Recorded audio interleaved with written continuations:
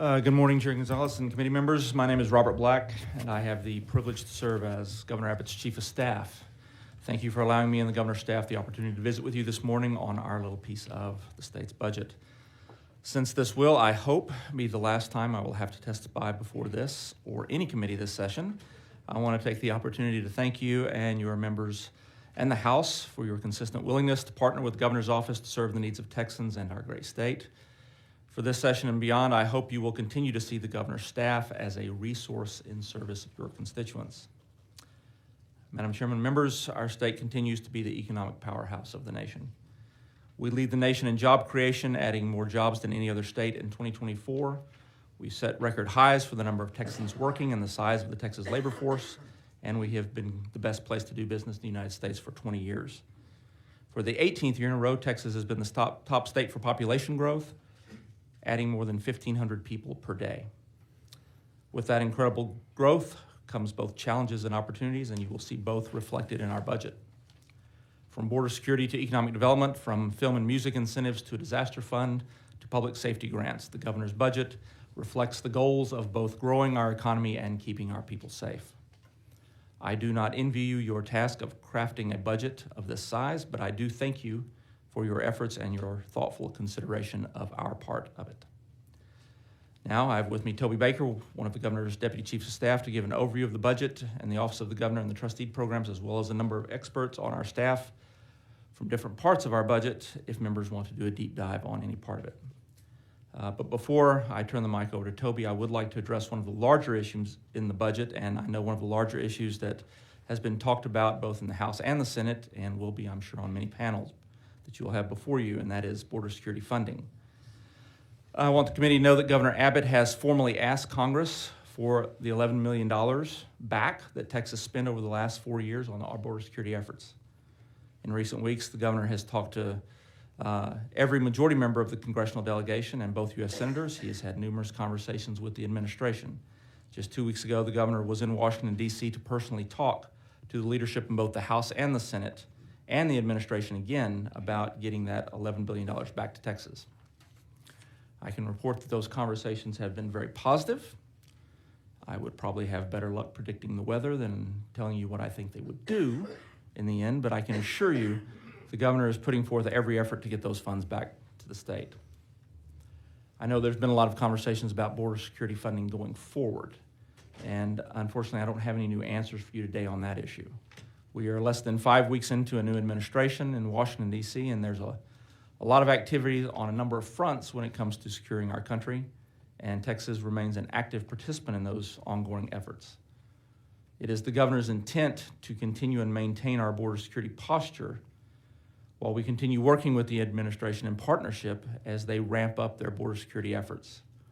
But we are at the very beginning of that process, and I do not have any kind of timeline to share with you on when Texas will be able to ramp down, though we do anticipate that as those conversations continue with the administration, we will have a greater sense in the weeks and months coming up.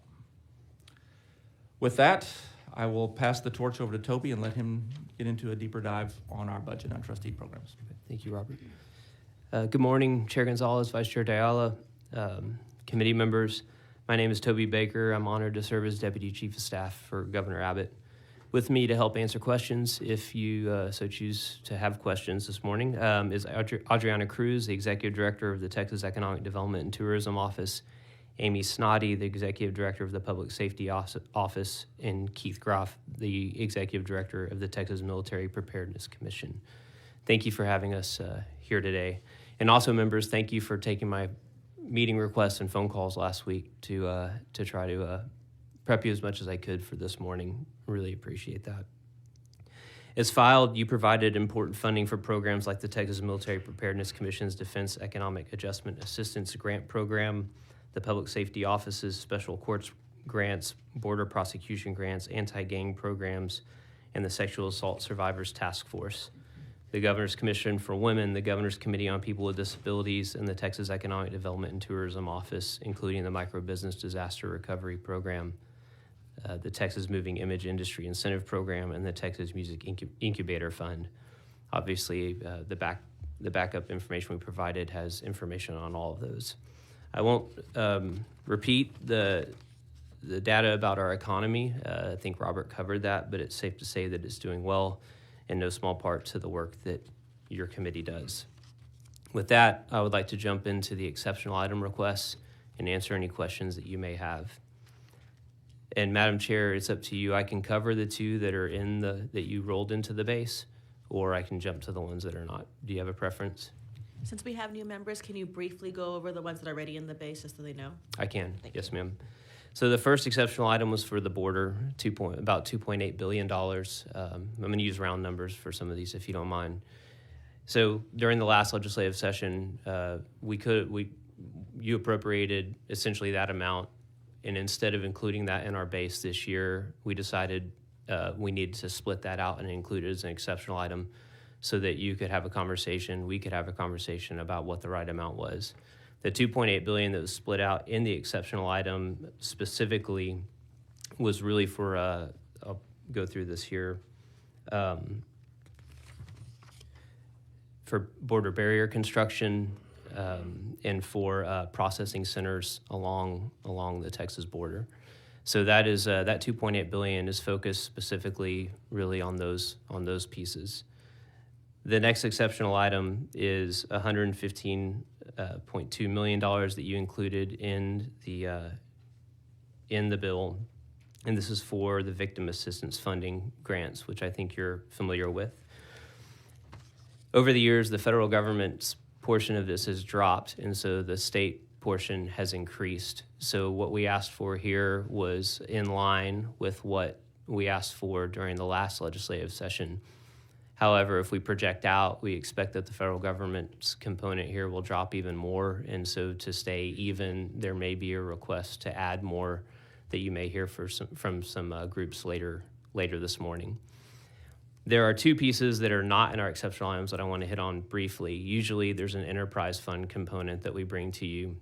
We did not do that this session, and the reason for that is several sessions ago there was you increased the funding for that for one specific project that the state was going after. That project made a horrible decision and went to New York instead of Texas. So that money is still in the fund. So since we have unexpended balance authority to be able to roll that over, we rolled that over, so there is no additional request for the enterprise fund.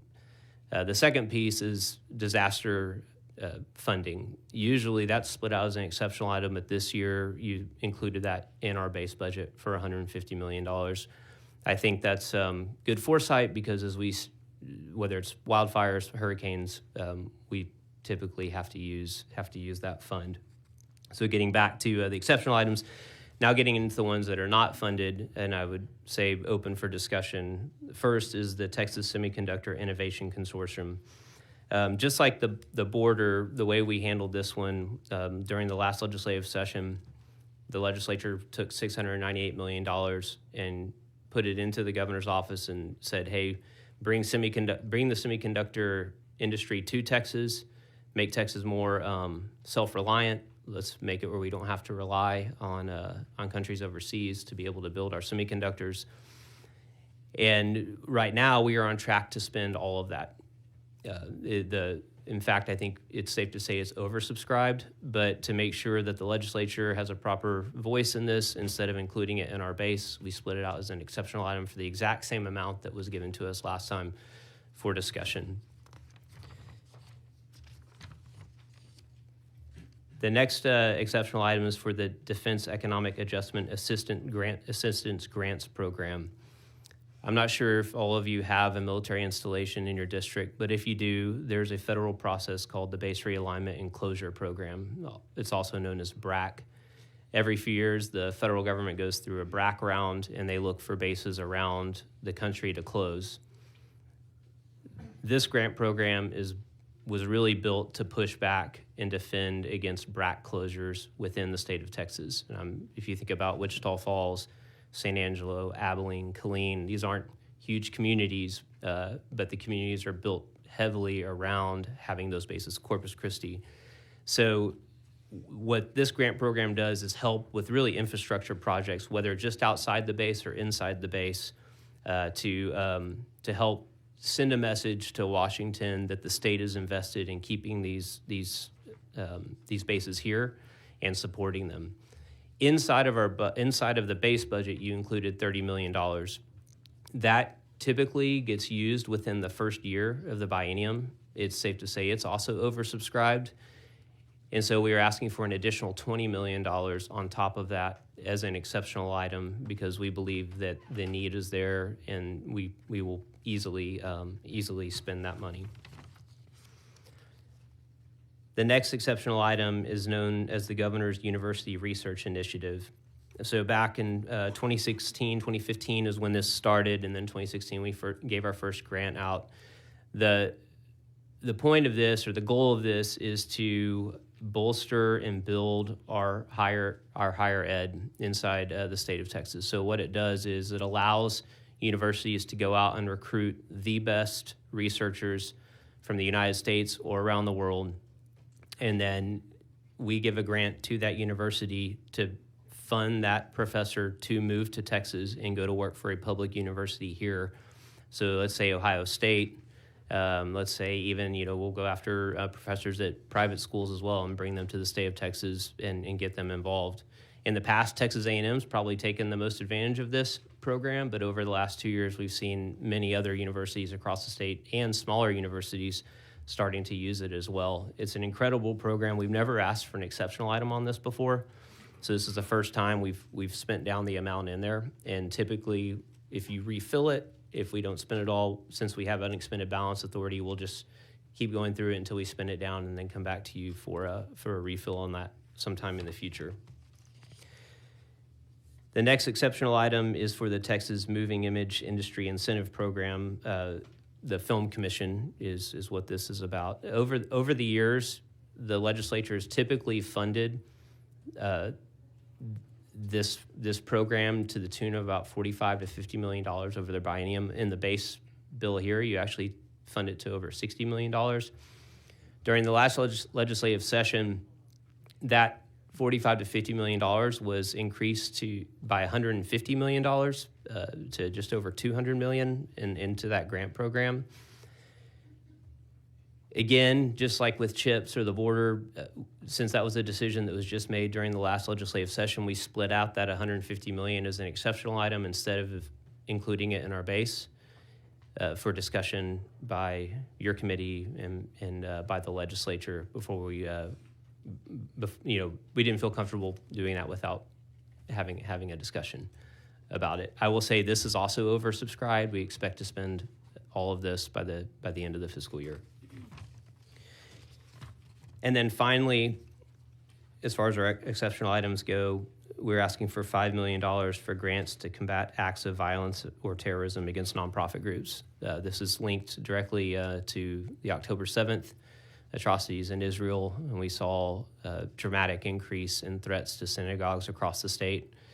We have $2 million typically for this, so this is a little more than doubling it. It's important to note there is a federal component to this as well. So this is actually the small portion. The larger portion is the federal component that we pull down. It's also important to note that this is not just for the Jewish community. This is for all faiths, all nonprofits. So churches, mosques, if somebody feels unsafe and needs to bolster their security, that's what this is for. So that is the end of our exceptional items. I'm happy to answer any questions that you may have on any of those and call up the appropriate staff if needed. Thank you. Thank you so much, both of you, for your testimony. Members, are there any questions to either Robert Black or Toby Baker regarding the governor's office? Representative Slauson. Yes, can you restate, I think you said under the DAG grants that there's $30 million in the base budget and this would be an additional $20 million? Yes, ma'am, that's correct. Okay, thank you. I do get to represent the area around Fort Hood, Fort Cavazos, and these are an exceptional way to support those communities of military members who are working for us. So thank you. Any other questions? Vice Chair Ayala. Following last session and the history of the movie industry, the funding for that industry, can you kind of describe for those who are perhaps not as familiar as others, about how those incentives are provided and then how they're measured. Because as I understand it, there's a market out there for this industry, and this industry is going to the states that provide incentives. So this state competes with other states, and if you want this industry and this business, this is the type of thing that people do, that these other states do. But there's also a measuring component, and I think that's important when we invest money into something like this, that there is a return on that. And can you describe that a little bit? I can. So right now it's a grant program, and it not only is for movies, but imagine anything in the production space. So commercials, movies, even video games. The state provides a grant program to help fund those. Before I came on board in the governor's office, I never thought I'd be working with the movie industry, but here I am. And one of the things that's interesting about it, and one of the things that I've learned, to your point, is that the industry will not shoot where they do not receive incentives. It's just as simple as that. So, for example, most of the animated films that you see are actually shot overseas. It's not just competing against other states, it's competing worldwide. So to get into the playing field, you really have to offer some sort of incentive to attract them here. What our grant program does is it has a hire Texas component to it. So 55% of who you hire has to be Texans. There's, I think, the idea that this is going to film or going to fund large studios or certain names that you might hear in the industry. And while there might be a component of that that's true, I think what this really is focused on is building out the infrastructure and the ecosystem that are around those films or those commercials. So if you think about the caterers, the truck drivers, the carpenters, the electricians, the cameramen, everything else that goes with that swirls around the industry is what this goes to fund. So you land, you put the anchor project in place, and then everything else starts to swirl around that. So it's a grant program. It's a Texas.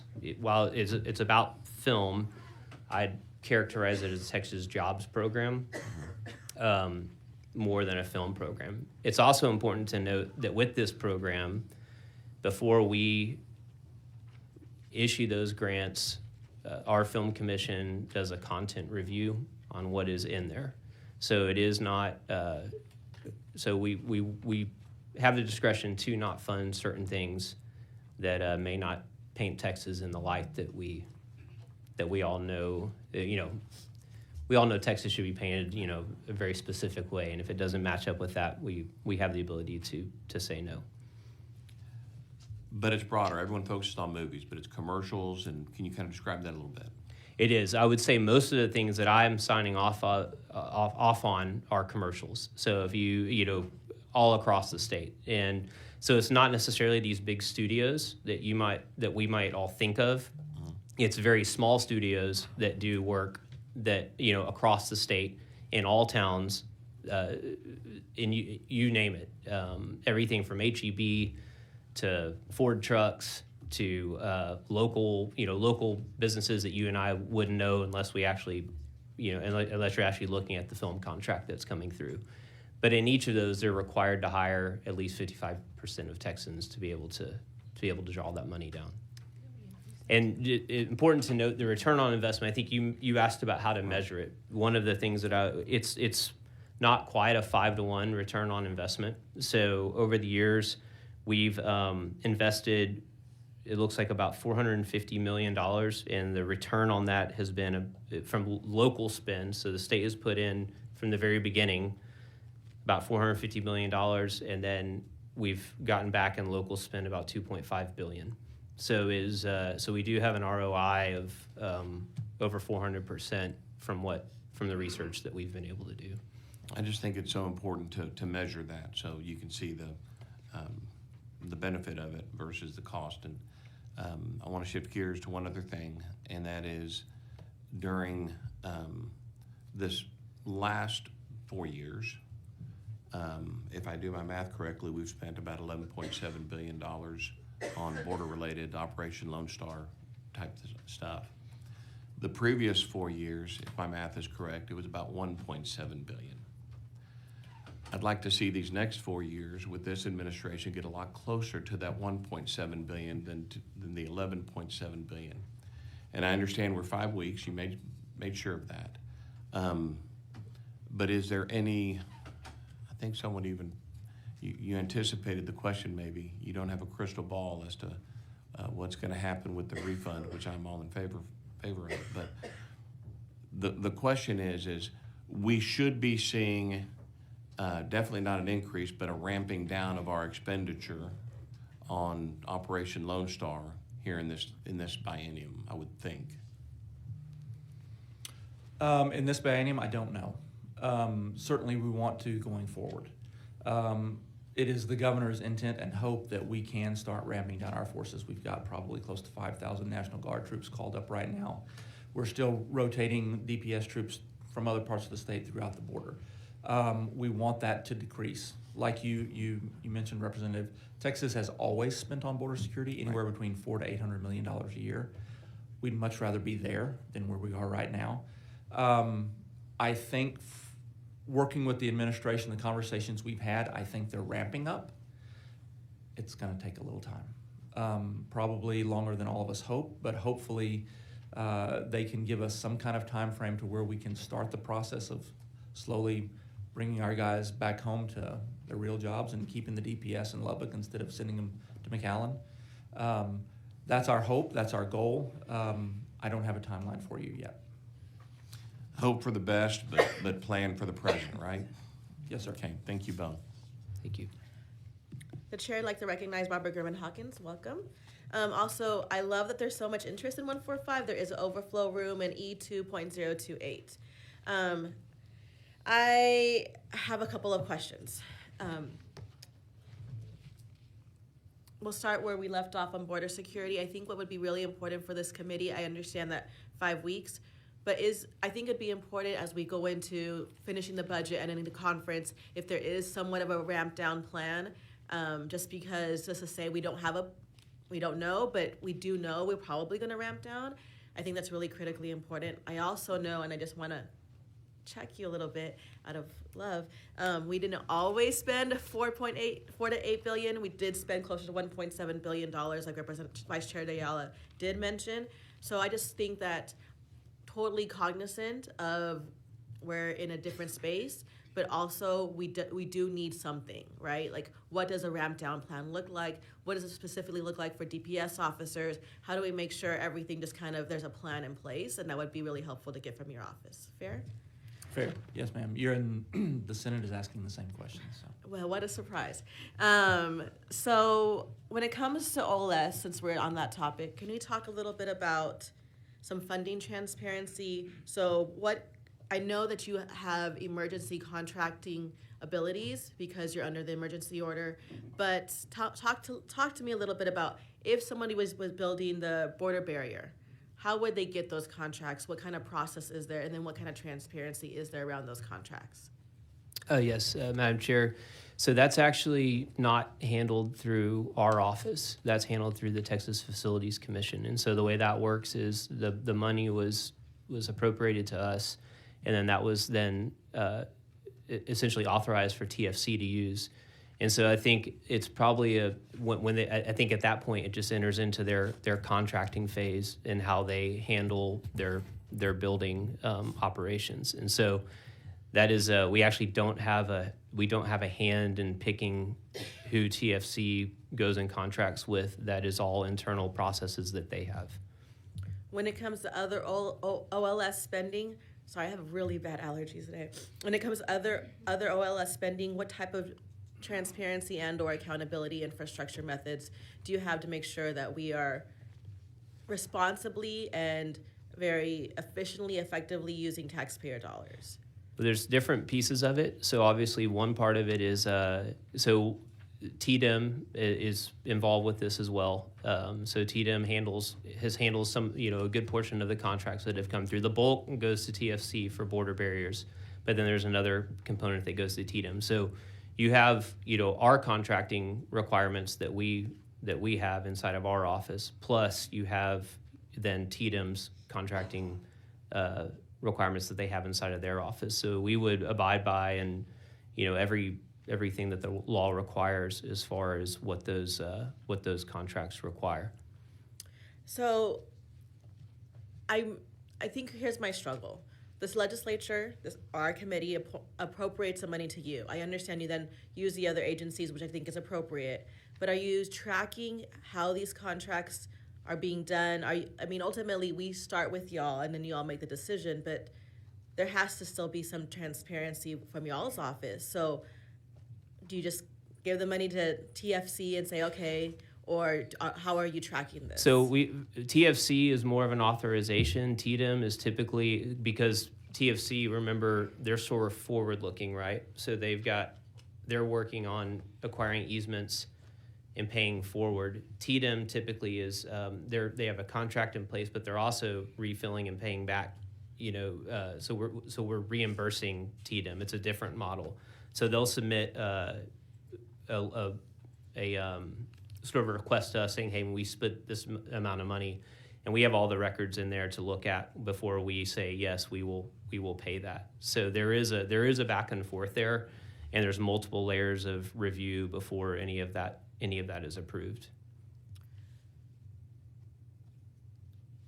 So there's a back and forth between the agency and the governor's office. That's correct. So if TDM were to say, hey, here's what we had a contract to do X, then they would submit that to us in their letter, sort of bolstering why they used it, and then it would be reviewed by our team before it was approved. So there is some oversight. Yes, there is. So like for flights, for example, TDM would then say, here's how much money we're going to spend on flights, and then the governor's office would approve that. That's correct. Okay. I'm really looking forward to that plan. I think a lot of the members of the legislature would like to see how we can differently appropriate some of this money. So thank you for that. I do have a couple of other questions if we can move forward. Sure. On the semiconductor training, you said you asking for the same amount that was appropriated in the last biennium. Yes, ma'am. So semiconductor fund. Do you feel that's exactly that's what you're going to need? And I know you said you're over already, but $698 million is a lot of money. Also, when we talked about it last week, I was like 98. I wonder why we didn't say 97. Like, why did we pick 8? But that's just my brain. Anyways. Well, there's a small. Full transparency, it's actually slightly higher than 698 last time, but that part of that was for administrative costs inside our agency. So we did not include that, so that's why fair. It goes down to 690. This, what seems to be sort of a random number. Okay, but I mean, a whole $698 million. Tell me how you land there. Can you provide some transparency about how we spend that money, and then why we need to do a whole other $698 million again? Sure. So the number last time, I'm going to be completely honest, was identified by the legislature. And so I remember that, yes. So it was, so while I think there were discussions with our office of could we take it on and run that, and the answer was yes, the actual amount that we landed on was driven heavily by, I think, legislative guidance. And so the question is that the right number? From just the paper that I've seen and the need and desire that I've seen, we could easily spend that. We could spend north of that building out the semiconductor industry here in Texas. So I would say, not to sort of punt it back to you, but I would say this is really, I think there's legislative intent here as far as how much do you want to put back into this? Because I think what I'm seeing right now is that we could probably we will spend all of this. It's oversubscribed right now. We've funded 12 projects. I can't reveal the projects because they're still all in contracting. At this point, we have another large one that's about to come through. We will spend all of this, and then we will spend more if it's available. I do think from a national security perspective, having the semiconductor manufacturing located here and not overseas is incredibly important. I think we all learned a lesson during COVID when we couldn't get access to semiconductors, and we saw that, and we've seen that how that slowed down the entire supply chain. So I do think that we can spend whatever you want to give to us. We have, I think, I'm trying to remember, 66 applications in-house worth billions of dollars. And so we will get through this, and there will be a number of entities that will not receive a dollar. And when entities do receive dollars, what does your reporting structure look like for the semiconductor specifically? So if we now you're getting into the weeds that are a little beyond me. So would you mind if I asked Adriana Cruz to come up and join me? I asked this question so Ms. Cruz could come up and talk to us this morning. I understand. That's not surprising. Good morning, Chairwoman Gonzalez, Vice Chair de Ayala, committee members. My name is Adriana Cruz, and I'm the Executive Director of the Texas Economic Development and Tourism Office in the Office of Governor Abbott. As Toby was describing, the Texas Semiconductor Innovation Fund, we currently have about 66 applications in our queue. If we were to fund all of those, the total in grants would be over $3.4 billion. So as was stated, we certainly do have a lot of interest in this program. We have had 3 announcements made so far. The first one was to IntelliEpi, which is in Allen, in the DFW area. Silicon Labs also received a grant, and then Dongjin Semichem, which is a supplier to Samsung. And so we're seeing projects from the breadth of manufacturing, semiconductor design, and then the supply chain, which was noted is so critically important to our national security. We have those 3 projects have a total capital investment of about $234 million and received a total, the 3 in grants of $28,570,000. And so we do have several projects still in queue. Some that have been approved by the Semiconductor Innovation Consortium Executive Committee. Those have to go through LBB for approval. Those we still have not yet announced, so they're confidential. And we have about another 5 that are getting ready to go to the Semiconductor Executive Committee at the beginning of March. Thank you so much. And once they get the funding, what is the reporting structure that you have for those entities? So we work very closely within our office with the Office of Compliance and Monitoring, or OCM. Every grant that is awarded, there is a contract between our office and the company. They have to fulfill certain obligations. This is a reimbursement grant, and so the way we have structured this program is they have to spend these funds on equipment, on the construction of a facility, anything that is provable. They provide us a report and the information that they have actually expended those funds, and then our team verifies that that has actually taken place, and then they receive the grant. So it is a performance-based grant. Like the movie industry grant, where we do the 55% in Texas, are there any other stipulations for in Texas, like hiring or product buying or anything like that? There are certain stipulations that are in the application of what they are doing. Their project has to have some significant impact to the semiconductor industry or ecosystem in Texas. They do have to have the certain capital investment. They do have to, some of them are small projects, but they are having a significant impact in the community where they will be locating or in the ecosystem itself. There are also applications for workforce training grants. And so if there are opportunities, some of these will be to our public sector, our public higher education institutions, either 2-year schools, community colleges, or 4-year universities for specific workforce training programs that would benefit the semiconductor industry. Thank you so much. I don't have any other questions, but I do have more questions for you, Mr. Baker. On the VOCA grants, obviously a critical area, serves some of our most vulnerable Texans. Can you talk about a little bit about the reporting that comes after the grants are distributed? So do the organizations or entities have to tell you what they did with the money? What does that look like?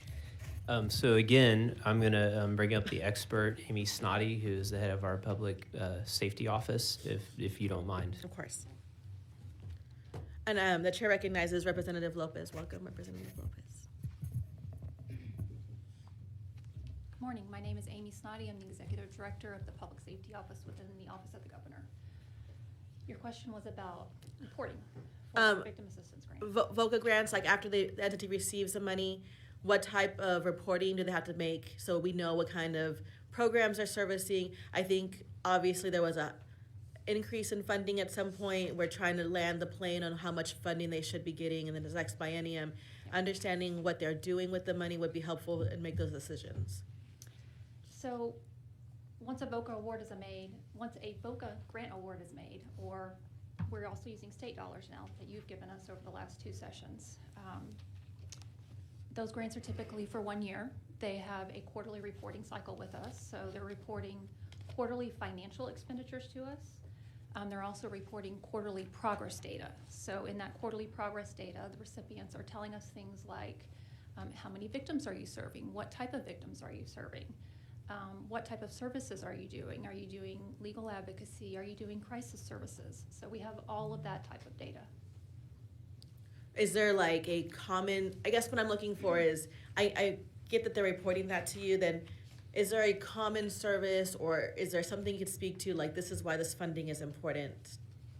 I would say that, let me run over here real quick, to our statistics. So 85% of our funding, the victim assistance funding, goes to nonprofit organizations. So these are entities that are dependent on government grants. So I would say that is the most important reason that this funding needs to be maintained, sustained.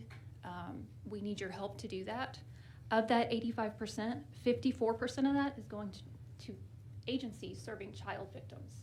Examples of those types of agencies are going to be Texas CASA, Children's Advocacy Centers of Texas, which I think you may hear from later on today, and our governor's child sex trafficking team. After that, 32% of that money goes to domestic violence and sexual assault programs. And then after that, 12% is other services like legal advocacy, crisis services, other human trafficking programs, and mass casualty programs. Thank you. I was really glad to see that the governor asked for an increase in money in the nonprofit safety grant program. Just for the members, that was Representative Capriglione's rider last session that we put in the $2 million. How do nonprofits know that this grant exists? The $2 million that you're asking for $5 million or $4 million. How do they know the grant exists, and what kind of entities and what kind of, again, reporting, like what kind of services are y'all providing? So as Toby mentioned, we have a state portion. Currently we get $2 million a year from the state legislature, and then we also apply every year for a federal grant through FEMA.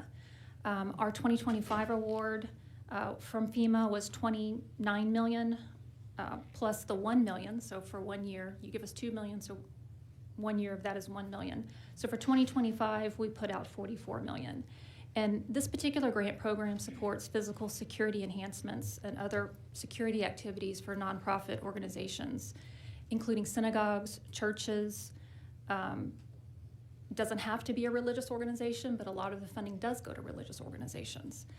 Any type of organization that is a nonprofit program that is at high risk of terrorist attack based on their potential ideology. So we're funding things like bollards, bullet-resistant glass, fencing, camera systems, things like that. Thank you so much. As far as agencies, that's the only questions I have. I have one logistical questions for you, Robert Black.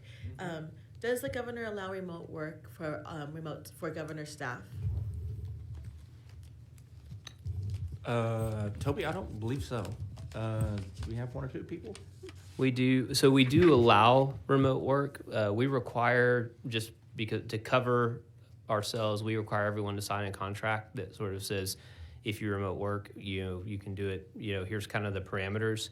But I think let me just sort of talk high level about this first, because I have firsthand knowledge now working for the governor for just over 2 years, is that when you come to work for the governor's office, the expectation is that you work 24/7. And as needed to support the mission of the office of the governor and to support the state as needed. That means weekends, holidays, it doesn't matter. So a lot of if you think about our work from home, telework policy, it's to cover weekends and holidays and making sure that our employees are covered there. We do have a telework policy that meets the requirements of state law. I think the government code contemplates teleworking being the exception and not the rule. And most importantly, telework is a privilege and not a right. And we subscribe to that wholeheartedly. So we ascribe to that interpretation, and all telework is approved by senior leadership on an as-needed basis. So we do have it, but I would say it's rare. And but if you were to look just on paper, there are a lot of agreements out there because we make every employee sign that agreement, if that makes sense. No, I appreciate it. I think that taking care of our teams are really important. Thank you so much. You're welcome. Members, are there any other questions? Thank you all so much. We'll probably, just kidding. Sorry. Oh my gosh. No, you're fine. Wonderful. Representative Villalobos. I'm so sorry. You're okay. I just had some general comments. Border security, thank you for everything y'all do. My father-in-law is a drug task force agent near where I live. And so crises along the border infiltrate counties up above. He stops a ton of fentanyl coming in from different 18-wheelers on a daily basis around our college towns. So thank you for that. Secondly, from the oil and gas industry, and then when people think semiconductors, you think like cell phones and cars and all those types of things. Pre-COVID versus post-COVID, oh my goodness, I could implement a pipeline project within a couple of months, 2 or 3 months. Post-COVID, it takes almost 6 months to a year just on getting the right infrastructure within our electrical panels in order to build the project. So investment in semiconductors, thank you. I believe we need just way more of it. That is actual, items that truly control our economy, especially here in Texas. I did have questions on, I did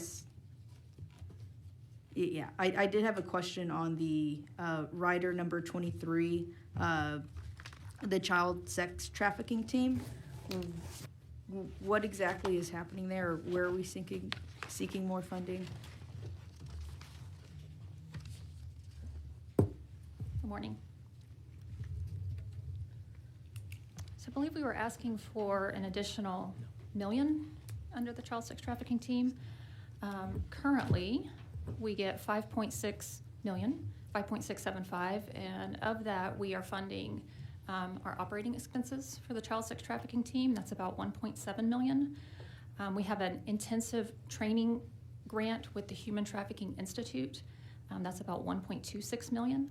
We've got a statewide child exploitation screening tool, about $600,000, excuse me, for the biennium. A statewide anti-trafficking and technical assistance for court-appointed child advocates, that's $212,000. And statewide anti-trafficking and training assistance for other service providers, $1.5 million, and then a fusion center for human trafficking information at $400,000. All of that comes to $5.67 million. The additional $1 million we're asking for is to expand the Human Trafficking Institute grant. So that would allow us to bring on additional counties to train them how to better prosecute human trafficking cases. Perfect. I'm still learning the structure, so I was confused on, why that's in the governor's budget as opposed to attorney general. But I totally understand. Thank you. And you'll hear tomorrow there is some funding also in the Attorney General's budget. But we'll talk about that tomorrow when they come up to us. Members, any other questions? Seeing none, I'd like to thank the entire governor's staff